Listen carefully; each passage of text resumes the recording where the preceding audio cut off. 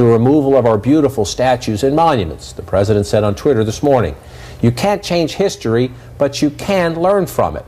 The president went on to tweet this: Robert E. Lee, Stonewall Jackson. Who's next? Washington?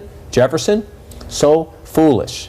The future of Confederate monuments, obviously an emotional issue, but for the president, much safer political ground than, say, his Angry Tuesday outburst, where he equated counter-demonstrators in Charlottesville with the neo-Nazis, KKK members, and white nationalists.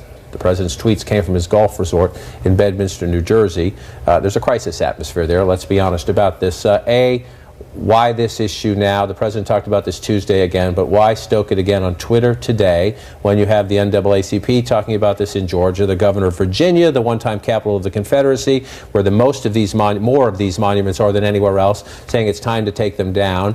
Why does the president do this at a time when we know his chief of staff is mad at him, his daughter is mad at him, his chief economic advisor, who was essentially a prop standing behind the president when he went on his dissertation, I will say, for a polite word, the other day, are mad at him as well? Well, everybody's mad, but nobody quit. They're all still working for President Trump, also working for the administration. Look, I think by focusing on the monuments, they feel like this is a way back to the base, a way to sort of get back to the notion that President Trump is trying to protect your culture. He's trying to protect your history. He's trying to protect your lifestyle. That back to this kind of America First slogan that he ran on, the notion that liberals are changing this into a country that you don't even recognize. And we were told by sources yesterday that the president's mindset was eminently satisfied with what he had to say in that sort of freewheeling press conference, and that he was sort of in this hunker down mentality he had before the election. You guys all might be mad at me, but you don't know what real America thinks. I know what real America thinks. And in his mind, he was proven right because he's now the president of the United States, and his head is in a very similar place right now. He still thinks he's in the Republican primary or running against Hillary Clinton? Well, no, I think, look, folks are going after him because it was a failing.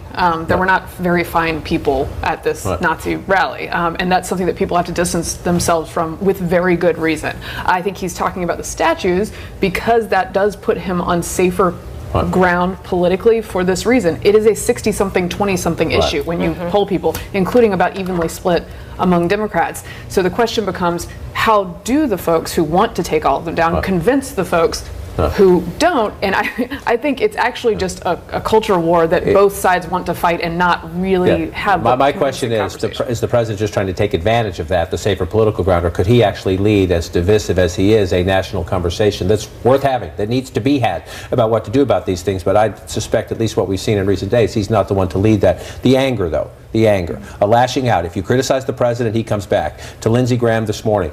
Publicity-seeking Lindsey Graham falsely stated that I said there's moral equivalency between the KKK, neo-Nazis, and white supremacists, and people like Ms. Heyer, the victim, of course. Such a disgusting lie.